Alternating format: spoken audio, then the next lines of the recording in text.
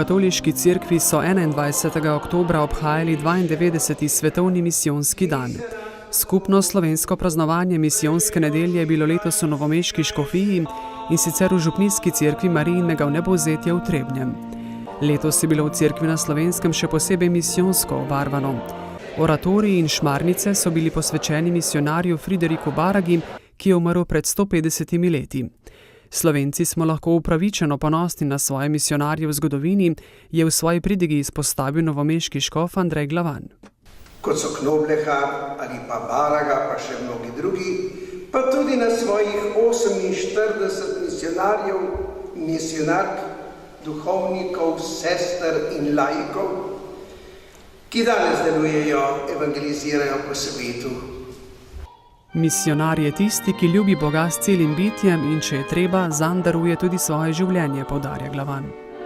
Misijonar je tisti, ki se po zgledu usmiljenega Samarijana sklanja k ljudem, posebej še k najbolj ubogim in revnim in zapuščenim in nikoli ne uveljavlja svojih interesov, ampak vse dela iz ljubezni do Kristusa. Išče in dela v očetovo slavo in dobro bližnjega, v katerem gleda in ljubi Kristusa samega. Torej, gibalo, počelo misijonske dejavnosti je ljubezen. Seveda, ki pa dobi izraz v služenju. Od slavnih misijonarjev v zadnjih desetletjih največ vemo, tudi beremo o sveti Tereziji, sveti materi Tereziji. Ona je hotela preprosto in dobesedno živeti evangelij in služiti. Živeti evangelij, zlasti Jezusovo naročilo o služenju. Mnogokrat misijonarji slišijo vprašanje, kje dobijo moč za svoje delo.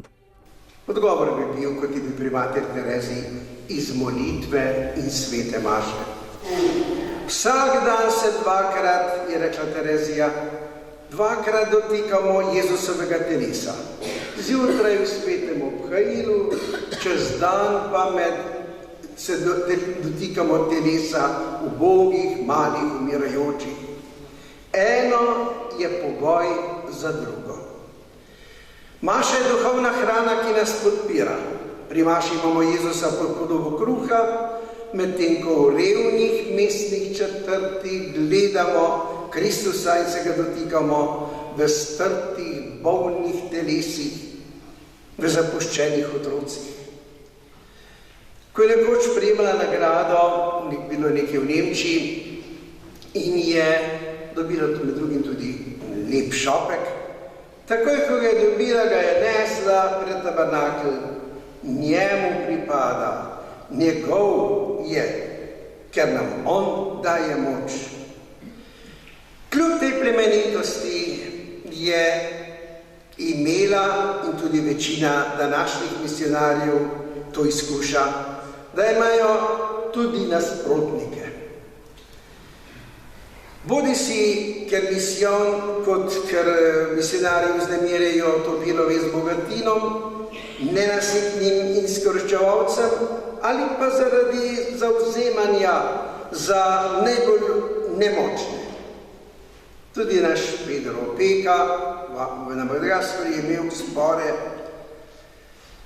Zanimivo pa je, da so glavni nasprotniki, na primer matere Terezije, bili marksisti, ker so ljubosumno menili, da posega na njihovo področje dela. Letos mineva tudi 50 let od prihoda prvih slovenskih misijonarjev v škofijo Faramfangana na Madagaskarju, ki se je tudi po njihovi zaslugi lepo razvila. O njihovem delu gre samo pohvale. Pred 2 letoma sem prišel, srečal s škofom z Madagaskarja, po rodu je Portugalec in je prej bil precej let misijonar na Madagaskarju. Ta škof je nekaj časa upravljal tudi škofijo Farafangana, zdaj imajo svojega škofa, kjer je spoznal delo nekaj naših misijonarjev.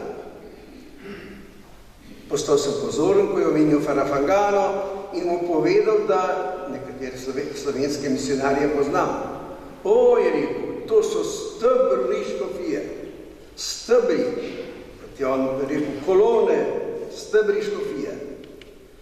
Lahko smo ponosni na nje, dragi brati in sestre, a samo ponos jim ne koristi veliko. Moramo jih tudi materialno in zdravi podpirati in moliti za njihovo nesebično delo. Na misijonski nedelji je svojo izkušnjo v misijonih z zbranimi delila sestra Anka Burger, po rodu iz Novega mesta. Že 35 let je misijonarka v Ruandi. Kaj je najvažnejše, ko prideš v neko deželo, v neko tujo deželo? Važno je, da sprejmeš njihovo kulturo in predvsem je važen ta jezik ljubezni in da imaš rad te ljudi. Ko so naše sestre začele z delom in še niso znali jezika, jim je en dan umrl en otrok, ena majhna punčka in kot smo pri nas navajeni, da se da tega otroka ali človeka na pare, da se ga okrasi s cvetjem, se ga lepo obleče, so ljudje njemu pozvali vse to, kaj počnejo sestre. Ker tam navadno človeka pokopljajo, ko umre, ga pokopljajo čez par ur ali pa včasih takoj. No in župnik, ki je delal na tej postojanki, je vprašal ljudi, kako vi gledate na tole in kaj si mislite o sestrah? So rekli, ne razumemo, kaj hočejo, ampak to vemo, da nas imajo rade.